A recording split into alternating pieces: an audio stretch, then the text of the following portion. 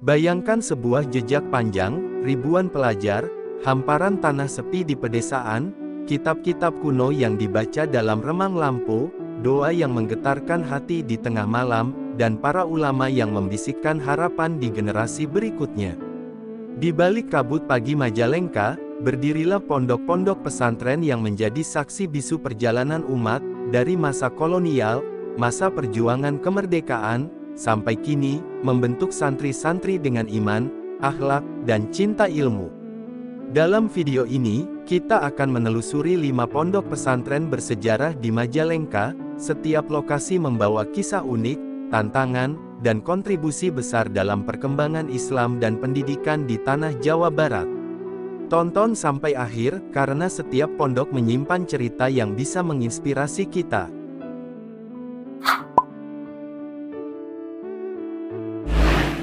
5. Pondok Pesantren Asasul Huda Ranji.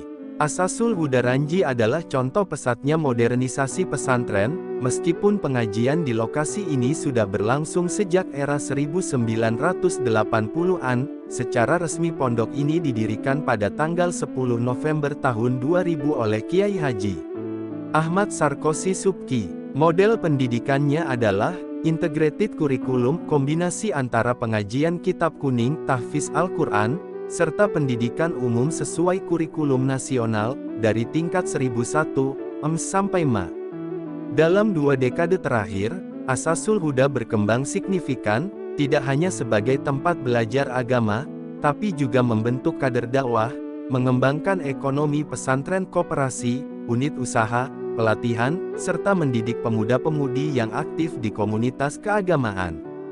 Dalam konteks sosial, Asasul Huda juga menjadi basis bagi pengembangan pemuda dan nilai kebangsaan, misalnya aktif dalam kaderisasi ke organisasi masyarakat Islam seperti Banser, menunjukkan bahwa pesantren modern bisa berperan ganda, religius dan sosial.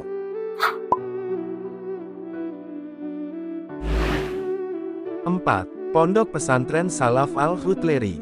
Pondok Salaf Al-Hutleri terletak di Desa Cigasong, Kecamatan Cigasong, Majalengka.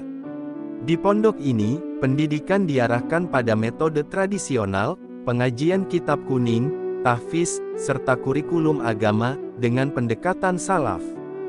Staf pengajar terdiri dari ustadz dan ustazah yang kompeten, dan pondok ini termasuk salah satu pesantren yang diakui keberadaannya di Majalengka.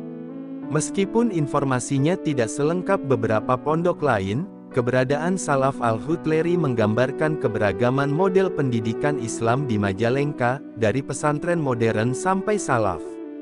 Pesantren jenis salaf seperti ini sering menjadi tempat santri mendalami ilmu klasik, belajar dari kitab-kitab generasi awal ulama, dan memegang tradisi keilmuan Islam yang mendalam, sebuah warisan penting di tengah arus modernitas. 3. Pondok Pesantren Al-Fatah Trajaya.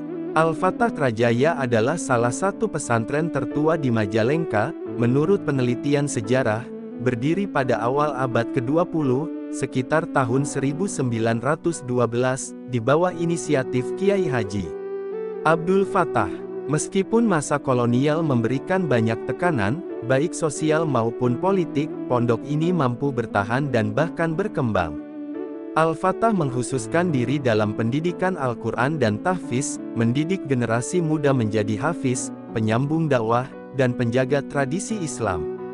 Selain kegiatan tahfiz, Al-Fatah juga mengembangkan pendidikan formal melalui yayasan penunjang, seperti Yayasan Etibian, sehingga santri mendapatkan pendidikan agama sekaligus pengetahuan umum.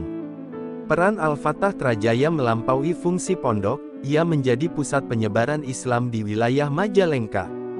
Tempat lahirnya banyak kader dakwah, penghafal Al-Quran, dan aktor sosial keagamaan. 2. Pondok Pesantren Raudatul Muqtadiin. Raudatul Muqtadiin dikenal sebagai salah satu pondok tertua di Majalengka, berakar kuat di desa-desa seperti Lewi Kujang, Rimbo, Dawuan. Sejarah resmi menyebut bahwa pendirinya adalah Kiai Haji Muhammad Kusyairi. Sejak berdiri, yang menurut penelitian pada tesis berlangsung sejak masa sebelum tahun 1980-an, dan kemudian pada 1980 dibentuk yayasan formal, Yayasan Hidayatul Muqtadiin untuk menaungi pondok ini. Sistem pengajaran pun berkembang, dari tradisional dengan pengajian kitab dan sorogan, menjadi kurikulum berjenjang dan terstruktur, meliputi pendidikan agama dan sosial. Raudatul Muqtadiin bukan hanya pusat pendidikan, namun juga menjadi pilar sosial bagi masyarakat sekitarnya. Pondok ini memainkan peran sebagai kontrol sosial, mendidik santri bukan hanya jadi hafiz atau ahli fikih, tapi juga komunitas yang mampu menjaga moral, membantu masyarakat dalam dakwah, pendidikan, dan kehidupan sehari-hari. Baru-baru ini, pondok ini kembali aktif dalam kaderisasi pemuda melalui organisasi Ibnu IPPNU, memperkuat komitmen generasi muda terhadap nilai-nilai keislaman dan kenuan. 1. Pondok Pesantren Santi Asromok. Kisah Santi Asromok bermula dari sosok karismatik, Kiai Haji Abdul Halim, seorang ulama dan tokoh pergerakan nasional yang mendirikan pondok ini pada tahun 1932.